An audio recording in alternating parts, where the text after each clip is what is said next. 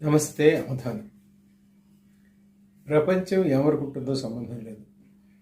ఎవరి ఒత్తిళ్ళు లెక్క చెయ్యదు. తాను అనుకున్నది just like that it will do. That is Israel.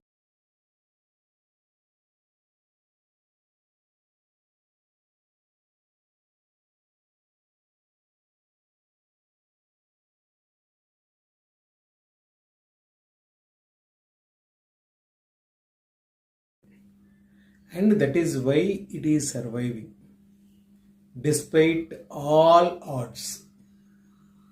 1940వ దశకంలో ఏర్పాటైన 48 సుమారు ఏర్పాటైన తర్వాత ఇప్పటి వరకు ఇజ్రాయెల్ సర్వైవ్ కావడానికి కానీ, ఇజ్రాయెల్ అలాగా శత్రు దేశాలన్నిటినీ ఇట్ బే వాళ్ళ స్థానాల్లో వాళ్ళు ఉంచడానికి కానీ ఒకే ఒక కారణం, ఇజ్రాయెల్ తాను చేయదలుచుకున్నది, తాను అనుకున్నది ఖచ్చితంగా చేస్తుంది. దాంట్లో ఎవరి ప్రమేయాలు, ఎవరి ఒత్తిళ్ళు, ఎవరి మెచ్చుకోళ్ళు ఏముండవు. That's what Israel is. ఈరోజు శుక్రవారం 13వ తారీఖు ఇజ్రాయెల్ మళ్ళీ ఇంకో పని చేస్తుంది. తన అస్తిత్వాన్ని సవాలు చేస్తూ తన మీదకి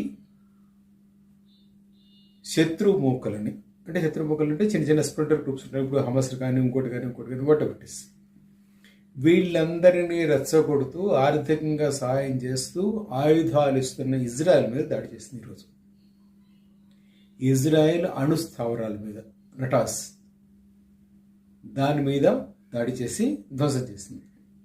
సరే, ధ్వంసంలో ప్రాణాలు పోలేదు అని అంటున్నారు కానీ, but it has eliminated 3 top leaders of Iran, military related leaders, and it is an excellent achievement in the aspect of attacking a foreign country or శత్రు దేశం ఇచ్చేయడం. వాళ్ళ ముగ్గురు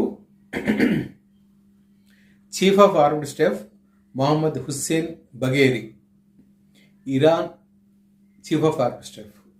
రెండో ఆయన Islamic revolutionary guard chief Hussein Salami. మూడో అతను emergency command incharge Gholam Ali Rashid. ఈ ముగ్గురిని ఎలిమినేట్ చేయగలిగింది Israel. What is the attack? అసలు ఇజ్రాయెల్తో ఉన్న ఒక అద్భుతమైన ఇది ఏమిటంటే, అంటే ఏ దేశమైనా నేర్చుకోవాల్సింది. సరే, మిగిలిన వాళ్ళు వామపక్షవాదులు ఇంకోళ్ళు ఎవరు